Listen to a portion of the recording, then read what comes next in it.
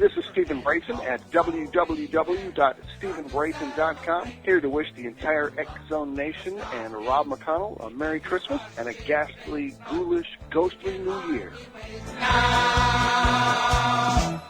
For we need a little Christmas right this very minute. Candles in the window, carols at the city. All Hit Radio.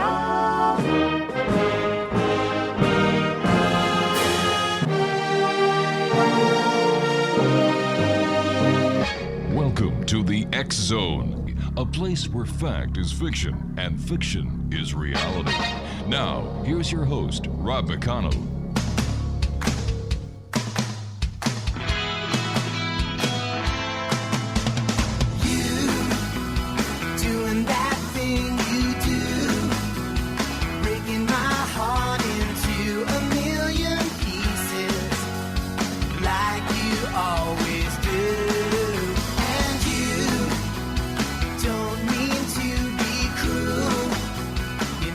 And good evening, one and all, and welcome back to the X Zone. My name is Rob McConnell, and you're listening to the X Zone tonight from our broadcast center and studios in St. Catharines, Ontario, Canada, on your hometown radio, Classic 1220, and streamed around the world on classic1220.ca.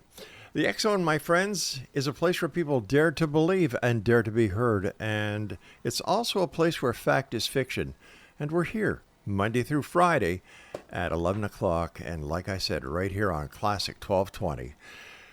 My guest this hour is Peter METZNER, and we're going to be talking about dreams, psychology, and synchronicities. Joining me now is Peter METZNER, and Peter, welcome to the X Zone. Ray, welcome. Thank you, and I appreciate being here, Rob. Certainly a pleasure. It's my pleasure, sir. And first of all, Peter, tell us a little bit about yourself. Okay, so I've been fascinated by dreams for a long time, and I studied psychology in graduate school, ended up teaching it for 13 years, and one of the pivotal moments in my life was I was chasing the almighty dollar, let's say, and I was having nightmares, and it turns out nightmares are trying to wake us up, and I took my dreams to an analyst, and I saw that these dreams were a metaphor of my life, that the way I was living was actually nightmarish, and it woke me up to really making some changes and moving towards the livelihood that I'm doing now, which is coaching, training, teaching, which is more aligned with, you could say, my heart, my soul even. Peter, in your opinion, what is the purpose of dreams? Well, I would say very simply, and this comes from many folks like Jeremy Taylor, Carl Jung, that dreams come to tell us something we need to know but don't know in our waking life, and they come in the service of creating wholeness and healing and harmony from our interior world to our exterior world. So they're amazingly valuable. Does everyone dream? Everyone dreams. Even squirrels dream, dogs dream when you see them twitching. Some people who don't realize they're dreaming, they just may not remember them, but we all dream, all people, animals. And what is the physiology of a dream? Well, when we sleep, if you put your hand on your forehead, that's our frontal lobe, our executive function, thinking, planning, etc. And when you put your hand on the right part of your brain, that's the creative part, the intuitive part, the meaning part. So when we sleep, that part of our brain, the policeman, is going to sleep, and then the right part of our brain that has to do with intuition, meaning, purpose, creativity, non-linear, putting together the pieces of our life, that becomes activated. And that's why in dreams, inventions have been made, songs have been written, like Let It Be from Paul McCartney. That came from a dream. And the creative, and sometimes even when you think about the mystical or the paranormal, all of these are in that domain, that the unconscious is speaking to us. And that conscious part of us, the critical self, the part of us that was told, oh, it's only a dream, don't pay attention to it, that part of ourselves is asleep, and thus we get these images of things that are exceedingly valuable to be aware of. How do we actually remember our dreams? Okay. Well, the key is I would say dreams are like friends first. They need to be welcomed. How many times have we as parents or our parents told us, oh, go back to sleep, it's only a dream. And Many so we've times, learned to yeah. dismiss them. And we spend roughly a quarter of our life asleep. We should anyway, 8 hours of a night. Or even a third of our lives. And so, we need to really be open and explore this world. So I think the first thing is to be open to them. And I've had many people in my classes over the years say, I don't remember my dreams. And I say, well, I bet you will remember your dream. And then all of a sudden, for the first time, they remember their dreams just by being open to them. Interesting. When we have a dream, we wake up. The dream doesn't last with us very long. No. And what happens in our brain, it's first in our sensory memory. So there's a saying that the alarm clock is the enemy of the dream. So when we wake up and move our arms, that could be enough, like a fog. It very quickly dissipates. So some of the keys to remember is to realize that the dream is going from sensory memory, and to really avoid quick movements in the morning, and ideally have a notebook or pad by the table. What I do is put all my dreams in a Word file, but that means I need to get out of bed, and sometimes I don't have that discipline. But a lot of my dreams are very powerful and emotional, and the idea is to write the date down, write the name of the dream, and then eventually you'll see themes. And what I find is that every dream that I have, and this is supported by the literature, is that every dream is going to tell us something we need to know but don't know in our waking life, what's going on. So they give us a continuous, dynamic kind of backdrop and insight into things that are going on that we really ought to be aware of. So how do we understand the meaning of the dreams that we have, Peter? Okay, I would look at it as the dreams are the language of the artist. So if I work with somebody with dreams, it would be pretentious for me to analyze the dream. And a lot of my work as a coach is to bring dreams into the domain of coaching.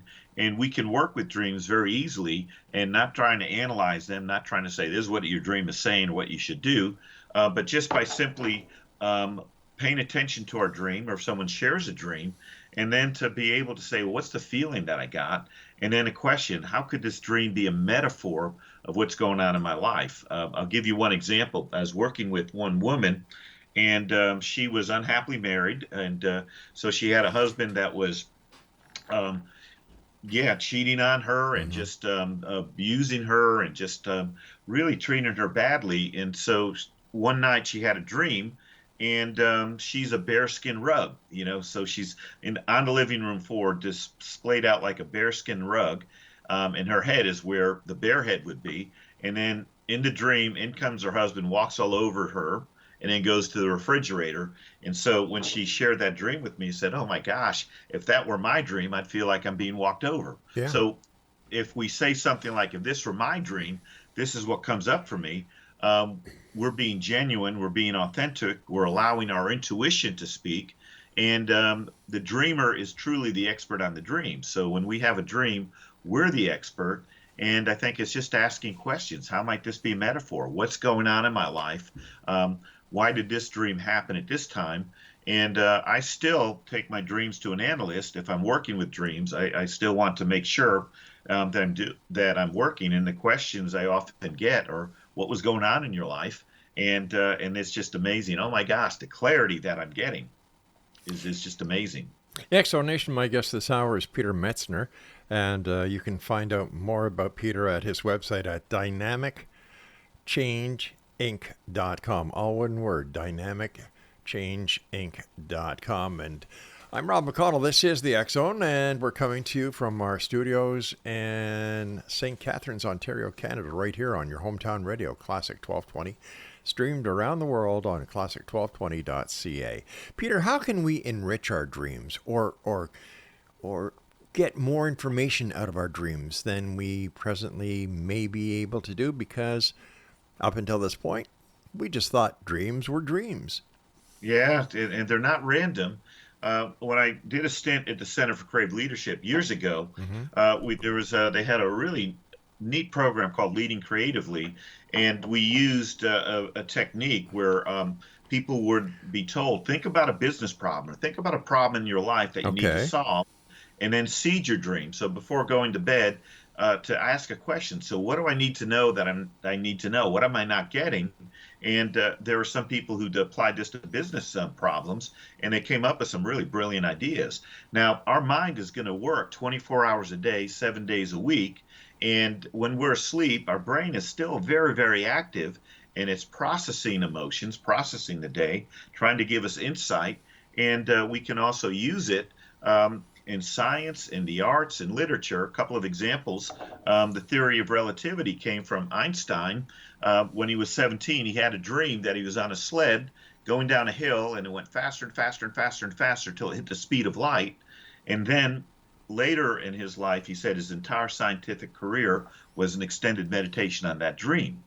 And we know about the theory of relativity, so many of us do, but very few of us, how many of us have heard that it was actually the foundation of it came from a dream when he was a teenager? Yeah, I've never heard that before. Yeah. Why are some dreams in color and other dreams in black and white? Is there any significance to this?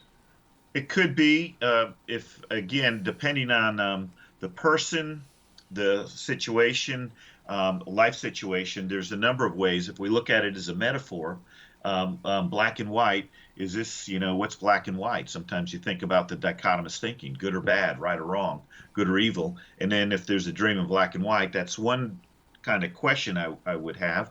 Some people do dream in black and white, some in color, some would be either or. So I think it just would depend on the person.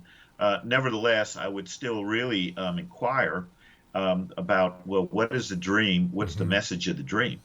And it could be the color or lack of color. It could be some kind of message that's trying to alert us to an awareness or a new consciousness. All right, I can understand, children who have daily routines. They go out, they go play, and they go to school and so on. And then the adults, I can understand that. But what about infants? Now, I've heard that infants dream, and what would they dream about? Well, that's a good question, and it's really hard because up until the age of 6, everything's a download, as they're observing. So this came from Bruce Lipton, one of the most famous epigeneticists, that when kids are up until the age of 6, they're processing, and everything's a download. And it's really hard to say what do they dream because they can't tell us. They're in infants are in a nonverbal stage. So what are they dreaming? Yet throughout history, when babies are born, they seem almost angelic. They almost seem, oh my gosh, there's just something mystical and magical about them. And yet, because they can't talk, it's very hard to discern what is going on in their brain. And yet, psychologists and scientists are realizing that they are so much more intelligent, and there's so much more going on than we could that we've ever realized. Peter, we've got to take our break coming up within the minute, but I read a report out of, I believe it was England, where they have scientific proof that even a baby inside the mother's womb actually dreams. Yeah, isn't that fascinating? I wouldn't be surprised if, through the umbilical cord, a baby can feel a mother's stress, a mother's emotions. And again, if you look at dreams as a way of processing emotions, is it any wonder that that the baby is picking up everything that's going on in the outer world from mother, their emotions as well as the nutrients, stress, and cortisol is even passed. So to me, is it any surprise that they'll also be able to pick up not only the emotions, but Peter, that unconscious bond. All right, stand by. We've got to take our break. X Zone Nation. Peter METZNER is our special guest. And this is the X Zone on your hometown radio, Classic 1220, and being streamed around the world on classic1220.ca. I'm Rob McConnell. We'll be back after this break.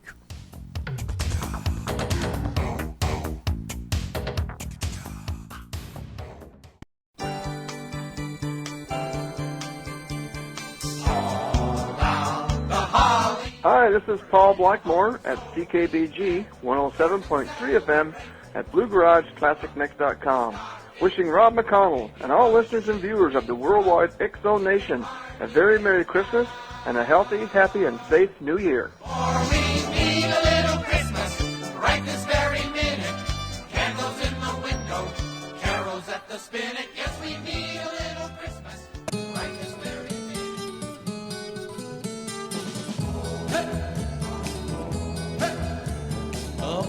every morning just to keep a job. I gotta fight my way through the hustle and mob. Sounds of the city pounding in my brain while another day goes down the drain. Yeah, yeah, but it's a 5 o'clock world when the whistle blows. No one owns a Welcome back, everyone. The X Chronicles newspaper is now up, running, and available at www.xchronicles.net. And, of course, it is totally 100% with our compliments and the compliments of our advertisers. And that's at www.xchronicles.net. Peter Metzner is our special guest, and we're talking about dreams this hour. Well, this is what a part we're going to be talking about. We're going to be speaking about many other things. But Peter, when it comes to dreams, a lot of people seem to have nightmares. A lot of people seem to have the dream where they're standing up naked in front of people. Others where they're running, being chased, and they don't know why they're being chased. What is the significance of all these different dreams, and when is it decided that this is what we're going to dream about? Oh boy, that's a question. Well, here's what I think is great about dreams. And Carl Jung said this, that we can't fool our dreams. There's a quote I like a lot, that man's capacity for self-deception is truly monumental, and yet our dreams are going to tell us like it is. And this may be a hard thing to kind of grasp, but there's an intelligence going on in our unconscious that's coming out to tell us if we're on a right track or wrong track in our lives. And that's why they are so valuable for healing and wholeness and gaining clarity on the direction of our life. And if you, let's say, entertain the ideas that our nightmares are trying to wake us up, that if we're, from an ego standpoint, going down the wrong track in our life, then the nightmare may come up as a correction to say, look, you need to pay attention to this. And if you don't pay attention, I will keep on coming. These are the recurring nightmares. And it's been shown, and I've seen this with people I've worked with, that once we understand the message of the nightmare, we'll never have it again. I'll give you one quick dream of a student many years ago. I was teaching an intro to psychology class Tuesday morning, started at 9:30, I believe, and there was a young lady who would be asleep. She'd come in and put her head on the desk at 9:30 and sleep. And when we got to talking about dreams, all of a sudden her head popped up, and she revealed this nightmare that she'd been having, a recurring nightmare that she's in a car in a back seat. Her boyfriend is driving erratically, going down a road. There are no guardrails, and there's a steep, mountain. And she's in a back seat, no seatbelt, with beer cans and liquor bottles and cases of beer all around her. And then she teared up and she asked me, am I going to die? And again, if you think about dreams coming to promote healing and wholeness, all I said, well, if it were my dream, I'd want, for my dream, I think the dream is trying to give me a message that if I keep going down this road, something bad might happen. And that was enough for her to get therapy. And she did get rehab and therapy. She managed to get her boyfriend into therapy. And eventually she got into one of the health programs at the college. And all of that from just that one nightmare. And I've seen similar things like that over and over again over the years I've been chronicling students' dreams. How would you describe a waking dream, or what is known as daydreaming? Daydreaming, again, a lot of that is our unconscious. So daydreaming can be, very helpful. Einstein was a daydreamer. If you look at, people who were very significant in history, they were daydreamers. They'd look out the window during class, and the teachers would get very irritated.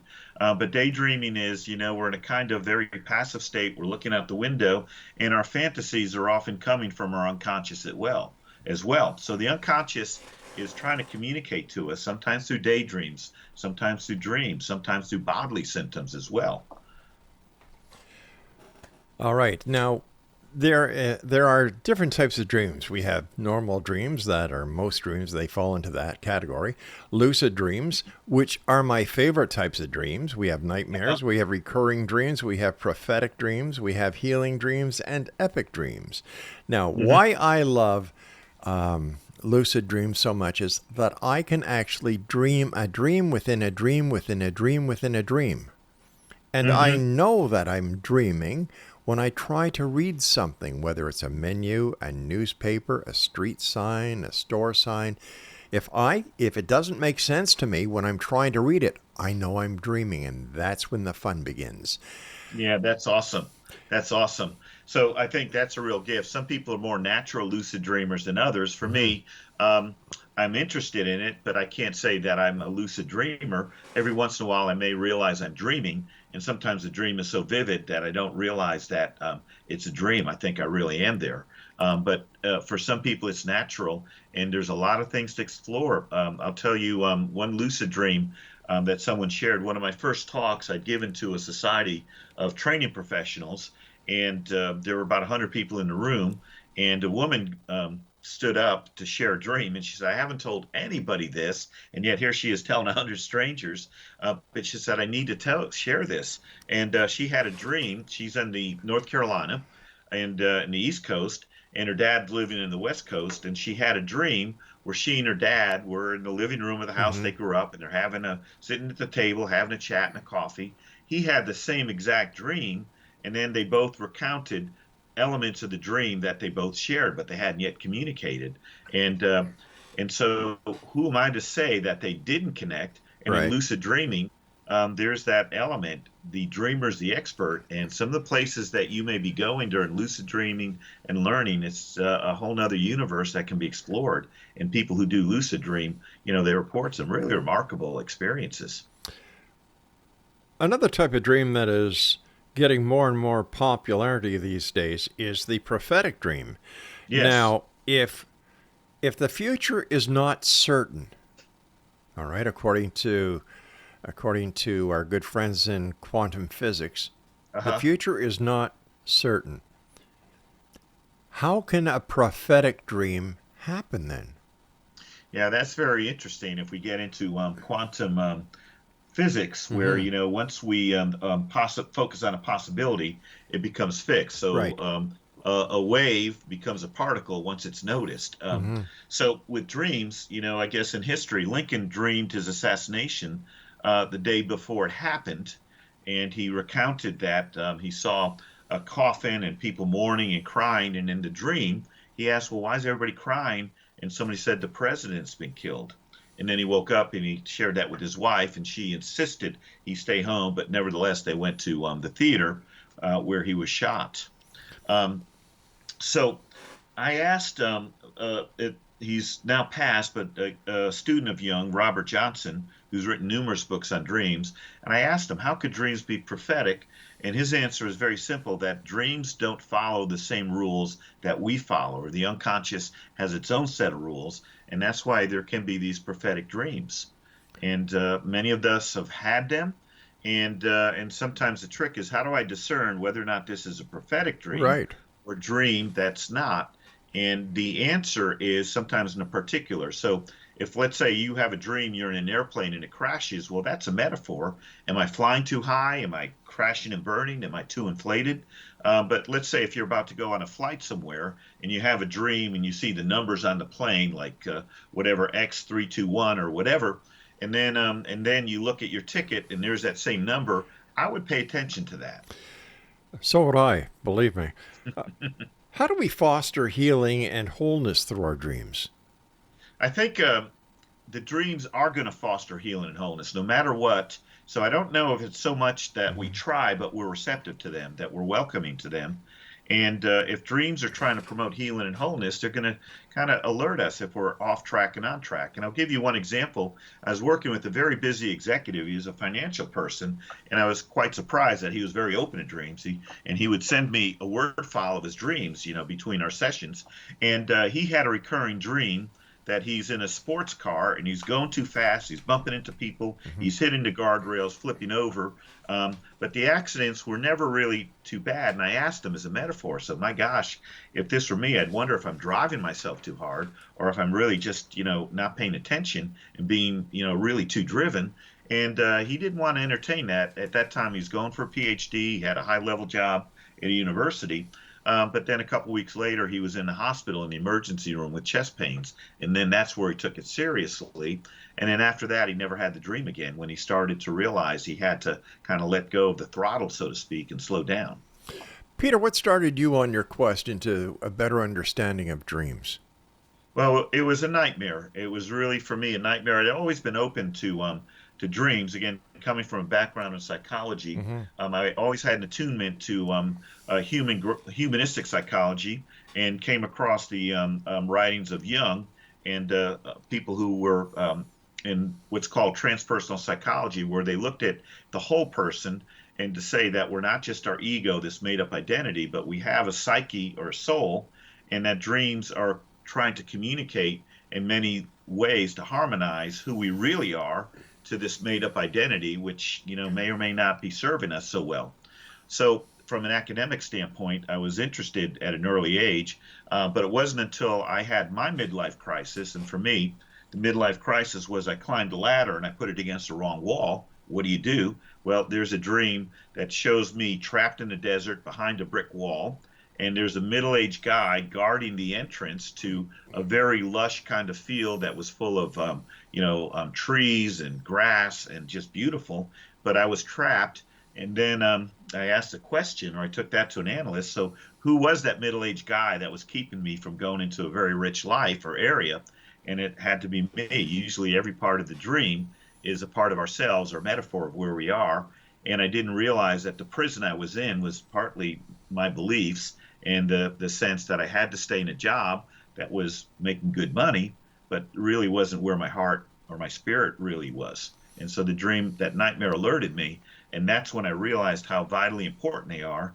And as I became certified as a coach, realized that dreams also need to be in the domain of coaching, not just therapy. Interesting. Now, before we get to our next break, which is coming up very fast, a quick question. During your research into dreams, is there any one culture or any one race that dreams more than the other? Oh, that's interesting. I would say indigenous societies, often were very attuned to dreams. Yeah. And so if someone had, let's say, in one society in Indonesia, in a primitive society, if somebody had a dream of a fight with a neighbor, as a result of that dream, they'd bring them an offering to kind of, somehow bring an offering. So dreams have been used throughout history. And I think what's happened in our Western world, where we become very intellectual, we value IQ, and we really look at the scientific method, a word like the soul, sometimes makes people very antsy. Well, how do you measure the soul? Right. Or spirit, or some of the things that, let's say, we delve into, or that you focus on, some of the things in the paranormal, or, the paranormal, you could say, is new normal, but these things that we can't readily explain, we dismiss, and sometimes because we don't have the tools yet to measure it, we become afraid of it. So I suspect that as we get into this very rational kind of materialistic society, and if we don't yet have the tools or the wherewithal to really put... Peter, I'm going to have to stop here. I have to take my break. It's a hard fixed break. Got it. So Exonation, our guest this hour, Peter METZNER. His website is dynamicchange.inc.com. And I'm Rob McConnell. This is the X-Zone on Classic 1220. Streaming classic1220.ca, and if you'd like to send me an email, xzone@classic1220.ca. We'll be back after this break. Don't go away. Merry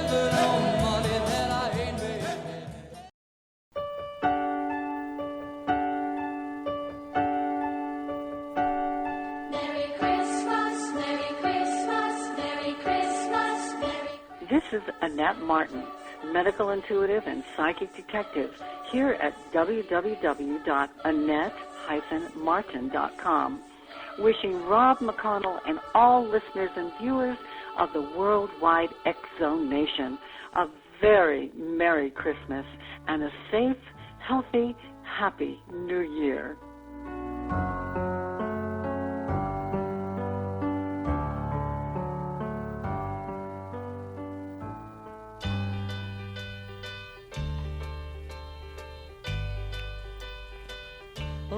I could hide neath the wings of the bluebird as she sings. The 6 o'clock alarm would never ring, but it rings and I rise, wipe the sleep out of my eyes. My shaven razor's cold and it stings. Cheer up, sleepy Jean. Oh, what can it mean to a daydream believer and a homecoming queen? And welcome back, everyone. This is the X Zone. I am Rob McConnell, and we're coming to you on your hometown radio, Classic 1220, and streamed around the world on classic1220.ca. Peter METZNER is our guest. His website is dynamicchangeinc.com. And Peter, thanks very much for coming on the show. Great talking to you. Well, it's an honor. Thank you for having me. Peter, I understand that you had a dream where you actually were able to communicate with your dad who had passed? Mm-hmm.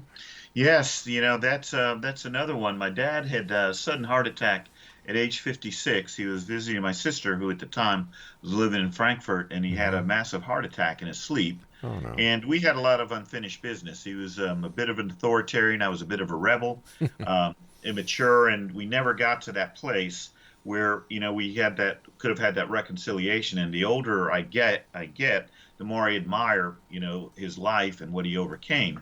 So I was still in that early age. I was 18 at the time, and I remember sleeping on the sofa, and I saw an orb of light in a dream, and I was an orb of light, and I got a sense that it was my father. I felt his presence, and these two orbs, we came together, and it was just a lovely sense of acceptance, of love, and understanding that I couldn't put into words.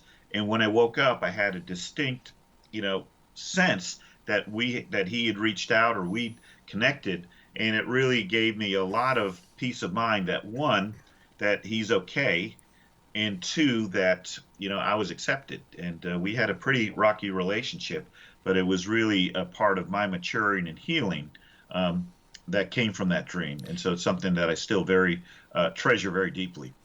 A lot of people, when they have their dreams, they usually have these little dream interpretation books that they love to, there's water in my dream, there were fish in my dream. Okay, what does all this mean?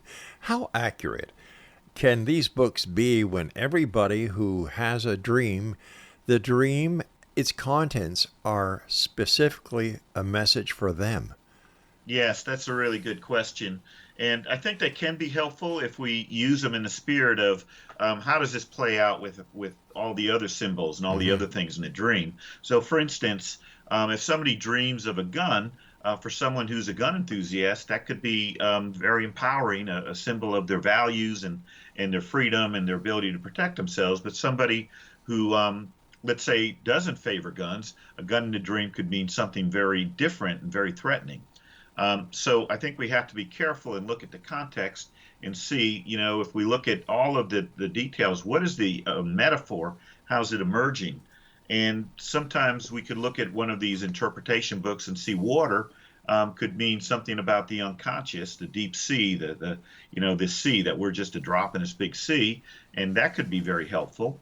Usually animals in a dream could represent our own instincts. And let's say if I had a dream of a lion that was in a cage and trapped and mangy and hungry, I could think, okay, if that's my instincts, there's something wrong with that. How am I trapped, and what am I not doing to let my instincts have free roam, so to speak?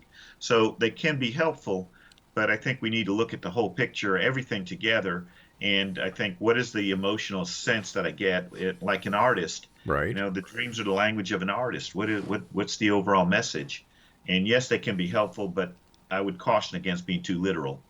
Peter, is there any connection between dreams and synchronicities?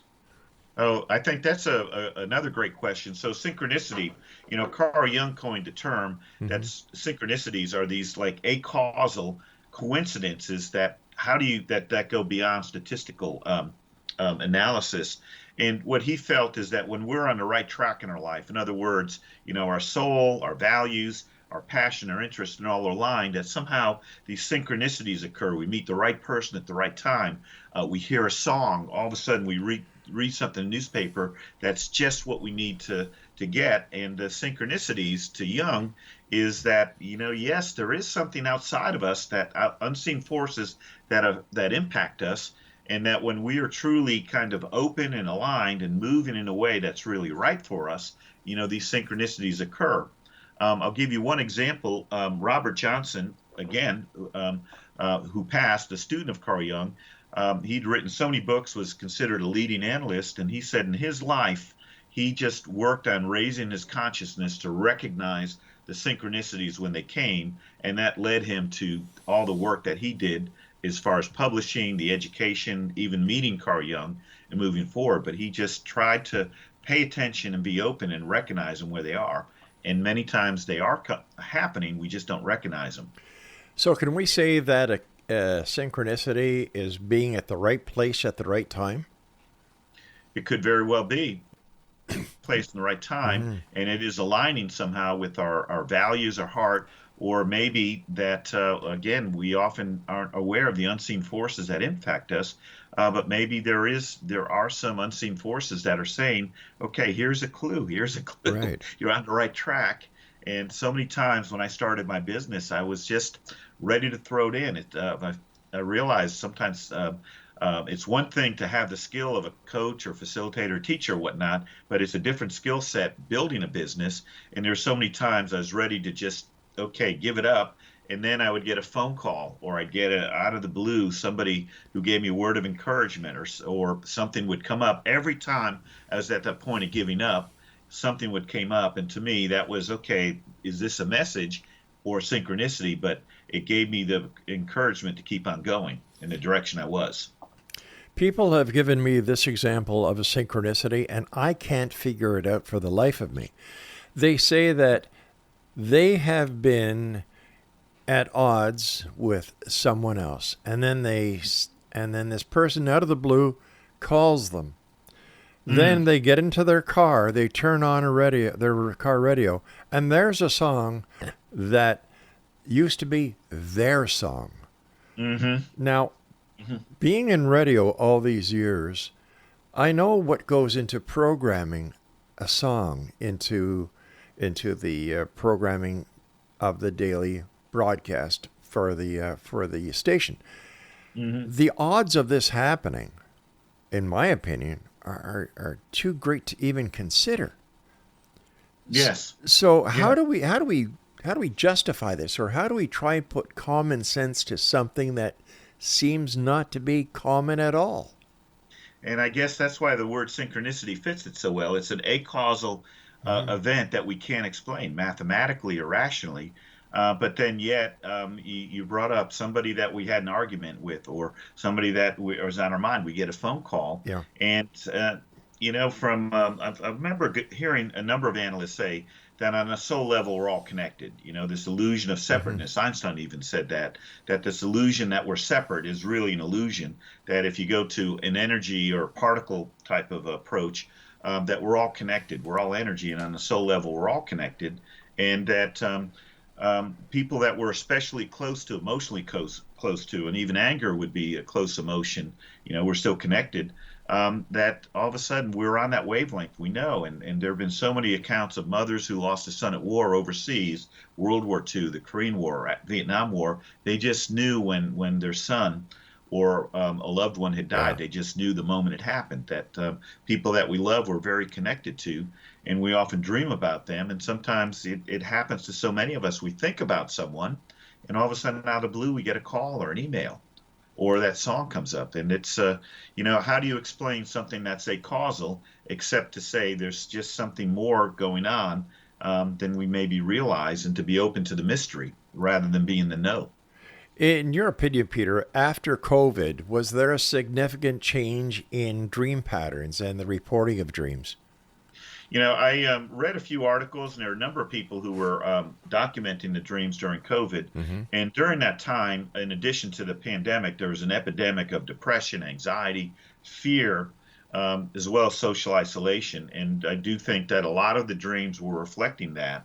And there are a number of people who have documented that. as interested as I am, was focusing on my work, in webinars, developing resilience and, how do we, build community and have healthy relationships. But I do believe that the dreams have been heavily influenced by each of our individual emotional states. And I think we're all affected profoundly by the collective that's going on.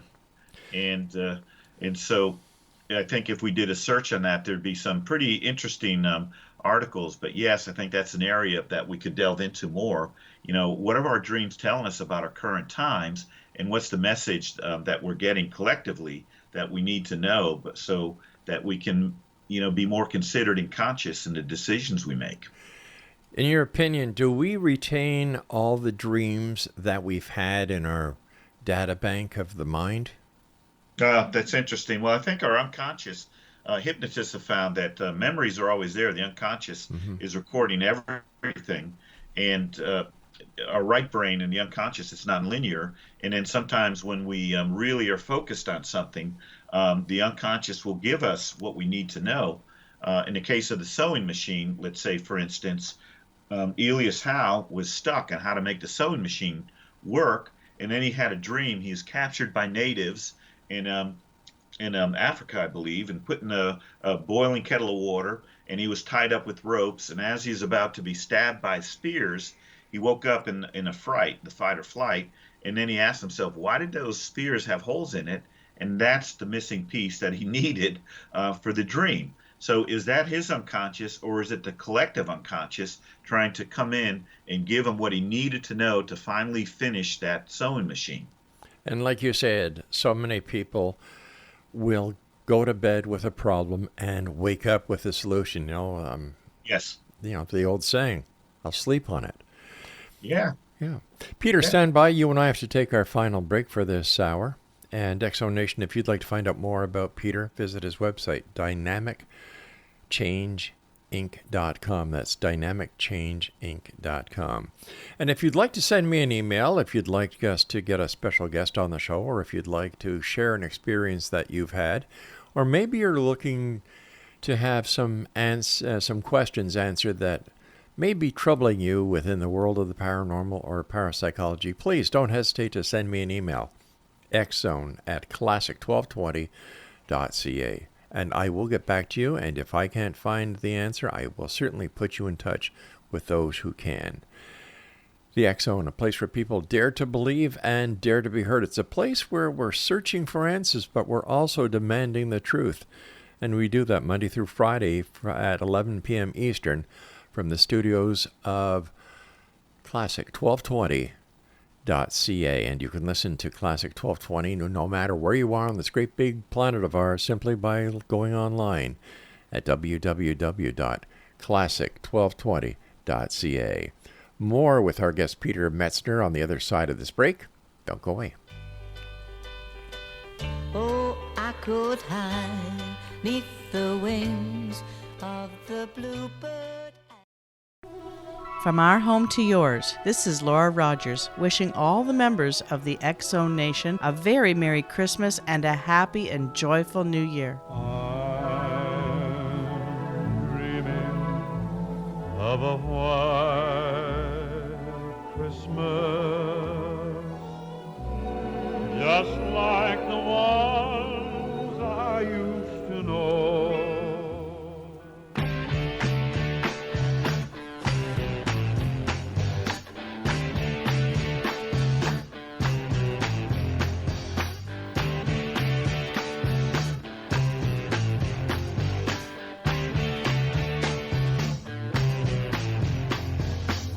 I wanna live with a cinnamon girl.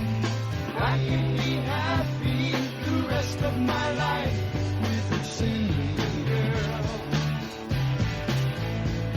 A dreamer of pictures, I run in the night. Welcome back, everyone. And before we get back to our special guest this hour, Peter METZNER, if you would like to listen to any of the past shows of the X Zone radio show or any of the other shows that are on the X Zone Broadcast Network, all you need to do is go to www.xzbn.net. And of course, we're here Monday through Friday at 11 o'clock from our broadcast center and studios in St. Catharines on Classic 1220. And we're streamed right around the world on classic1220.ca. For more information with our guest this hour, Peter Metzner, visit his website at dynamicchangeinc.com.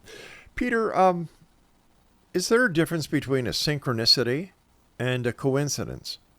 Yeah, I think that's a really good question. A coincidence, we might explain as well, is just one of these things that happen. I think to me, a synchronicity is something more profound, that I'm really focusing on building my business or meeting the right person, or and all of a sudden something comes up. Like there was a psychologist who I got to know, and one of the synchronicities that he'd met someone who was out of state, and he was, should I have a long distance relationship? And he saw a license plate with her initials. And then as he's traveling, he saw more and more signs of something that was alerting him to something that reminded him of her or they had in common. And then to him, those synchronicities alerted him, you know what, I think she is the one. And they've been happily married for many, many years. And they work very nicely together in many of the programs that they do. So I would say that's a synchronicity. A coincidence may not be that meaningful, and maybe it is a synchronicity, but I think it's a coincidence that may just happen, and we don't put meaning to it, but that's interesting. But I think a synchronicity is usually tied to something we really want, and that's guiding us to making some movement, either in evolving or starting a new endeavor, or maybe finding that new romantic partner, the one that's really that we're meant to be with. Can a coincidence and a synchronicity occur at the same time? I think is very possible. Yeah, I think it's very possible. Peter, in the information that you were kind enough to send us for tonight's interview, you mentioned you had a near-death experience, and I was wondering if you could share that with us. Okay, certainly. So this was when I was 30, and I was in a dentist chair. And I'll try to make it brief, but I was given nitrous oxide, and at that time, a friend of mine is an anesthesiologist, and he explained why I would have had the arrest that I did. So, in essence, I was having nitrous oxide, and I remember hearing the dentist say, "Okay, let's put him on oxygen," and I didn't respond. And then I could see the panic in the room, and above me, in my mind, I saw 10 lights, and I saw light number 10 go out, 9 go out, 8 go out, and I got a sense that, okay, when all these lights go out, I'll be gone. 7, 6, 5 went out, and I got this sense of being connected, this sense, oh my gosh, this overwhelming feeling of being connected, of understanding that I couldn't put into words. 5 went out, 4 went out, 3 went out, and it was just this incredible sense of love, of belonging, of feeling connection, and I was ready to go. I didn't want to come out. 3 went out, 2 went out, and I could hear the pandemonium, but I didn't have any control even over my blink reflex, gag reflex, and I was waiting for that last light to go out. And just before it went out, as they were putting the defibrillators on, to me, I just flew out of that chair, and I saw everything tossed over. EMS had been called, and the panic that they thought that they lost me, and I was back, and I insisted on going home. They insisted on taking me to the hospital, but I don't know how I prevailed. But then that was a near-death experience, and I became very interested in the thousands, if not millions, of people who go through it. And there's a thing that many of them have in common. They no longer fear death. They get into altruistic occupations. They become more intuitive, or even psychic, you could say, or more attuned to it. And I seem to fit what many of the models said. These are the things that happen to people who have those experiences, and I'm not alone. Thousands and thousands of thousands, many soldiers have had them, and I think that's an important topic. That it is an event, and unfortunately, for many years, the Army treated it as a psychosis and tried to medicate these soldiers who had a near-death experience and no longer could kill people. And their wives in the Army, they just didn't fit in. But that goes with the profile, that after having that, you have a completely different frame of mind. And many of them, I've even seen construction people who are really gruff and rough, quit their construction job to work for Habitat for Humanity. And if I asked them why, they said, well, I had this massive heart attack, I almost died, just seemed like to be the right thing to do, but they didn't reflect on it, but they still made those changes. If people don't fear death after having a near-death experience, in your opinion, after having one, what happens after death? That's a good experience. That's a really good question. For me, I think that in so many of the wisdom traditions, so I became very interested. What are the different wisdom traditions teach us? And the Tibetans, they made the most sense to me. And they said that if you believe in Jesus, when you die, have Jesus in mind. And they mapped out the stages that we go to in all the temptations. And they said if you believe in Buddha, then fixate on Buddha. If you believe in Mohammed, fixate on Mohammed. Right. And that gave me a lot of comfort. So I can't really say for what it's going to be for everybody, because we all have different lives, and some people have had near-death experience. It wasn't all roses. There were some really interesting and sometimes scary things that happened. So it may be different for all of us, but I think the sense is that, we're here for a short time, a very short time. Yes. 80 years is just nothing if you think about it. Yeah. And yet we have an energy and a sense of I that lives on. And I think it's very important to really live knowing that we'll die, so that we live and learn and grow, so that we don't have to rely on a ghost telling us what we missed in life. A good friend of mine in Montreal told me this saying that is his trademark. You're here for a good time, not for a long time. That's number one. And then I have my own little saying that death is inevitable. The moment we are conceived is the moment we start to die. Well, if you think about birth could be seen as a death, and death Yes. is a birth. Yep. And what's very interesting, many people who have these near-death experiences, they report a tunnel. I didn't have that, but many people report going through a tunnel. And when somebody's born, in a sense, that birth canal is Yep. like a tunnel. So the birth could be a death, and that death could can be be a a birth. birth. Both of them have a tunnel, and that there's a consciousness that so many people, millions, throughout history have gone through. And I think that's really important. So, when you have an experience like that, no longer do you have a faith, you kind of have an experience and a knowing, which is profound. You're doing research or studying shadows, and I was reading a bit on that, and it's fascinating work. Can you share that with our audience? Yeah, it's a big topic, and in essence, a shadow. If you look at individually, we all have our shadows, and the shadows typically are associated with those repressed, scary parts of ourselves that we're ashamed of, and so we repress them. We repress them into our unconscious. And the danger of not doing shadow work and not bringing the light to them is that they exert a tremendous power over our life, and they can sabotage what we want most. So, for instance, if we only associate with good, but we don't recognize like these dishonest, unsavory parts of ourselves, they leak out, and we can do evil in the name of good. And I think the problem of evil is that people don't recognize when they are, and that could be the shadow coming out that controls us, and it could be individual as well as collective. And so when we do our shadow work, so to speak, we recognize, we try to bring light to it, but we have to heal and own and love those parts of ourselves that we feel are unlovable. And that's when we become whole or integrated. And I've heard others like Robert Johnson say that's how we become holy. We integrate all these parts of ourselves. And when we no longer repress them, we no longer project them out, either individually or collectively. A lot of people who investigate the paranormal these days are reporting multiple sightings of shadow people. And I'm just wondering if what they're actually seeing are the reflections of themselves. Yeah, that's a good question, and that's something I'd be curious about. I've read and heard accounts of these shadow people, and I'm not sure that I can say that they aren't there, or people aren't saying them, or if we're seeing them in a dream, if they represent shadows. That it's a really good question. Are there shadow people out there? Well, in our band, we have a very limited band of vision, and we have a very limited band of hearing. And beyond that, there are things out there that sometimes very sophisticated electronics can pick up that we don't. And so I'm not one to say if they are shadows or shadow people.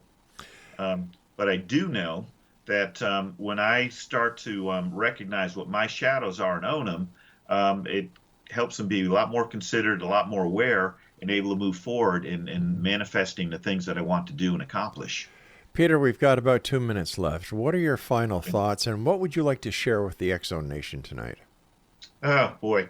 Well, I think that all of us, we have tremendous gifts, and that we have a tremendous source of wisdom inside of ourselves. And all we have to do really is be open to it. And all of the wisdom traditions, people found their connection to the transcendent, let's say, in nature. And when they're calm and when they're quiet, it's kind of like, let's say, a radio with a lot of static, speaking of radio, and that when we're calm, all of a sudden that channel is clear, and we all can have access to it. And sometimes our pain, our suffering, the shoulds and oughts and the conditioning can kind of put a barrier to that. But our unconscious is going to try through dreams. It's going to try to alert us through symptoms sometimes, or our emotions. And all of that is necessary to kind of help us grow and awaken and become more conscious and considered, and to really grow as people, and to hopefully evolve as human beings and humanity. Are you seeing more and more people coming to you for the lessons that you teach them on how to use their dreams to help them have a better and more prosperous life? And I've got about 30 seconds. That's a big question for. I think mainly through courses. I teach at one of the coaching institutes, the Institute for Life Coach Training. So I do a course with a colleague, and we do it on dreams, and we've prepared a course on shadow work as well. So right now it's didactic. And if a client that I have is open to dream work, then I'll certainly work with it. But it's the client's agenda with coaching. And so I try to meet them where they are. And if they are open to dreams, it can be very rich. Peter, let our listeners know how they can contact you or find out more about you. Yes, thank you. So my website is www.dynamicchangeinc.com. And so my email through the website is info@dynamicchangeinc.com. And so I can take emails through that. And on my website, you'll also have a phone number and a contact number. And so I'd be thrilled. And there's also a series of blogs I've written on the shadow, on dreams as well, that you can get through the website too. Peter, I want to thank you ever so much for joining us tonight. And to you and yours, a very Merry Christmas and a happy, wonderful New Year. Yeah, thank you, Rob, and same to you. And thank you so much for having me. My great pleasure. And that's it for tonight, X Zone Nation. I'll be back tomorrow night at 11 o'clock as once again we cross the time-space continuum to this place that I call the X Zone. And the X Zone comes to you Monday through Friday at 11 p.m. right here on your hometown radio, Classic 1220, and streamed around the world on classic1220.ca. For tonight, have a great one, and always remember, keep your eyes to the sky and your heart to the light. Good night, everyone.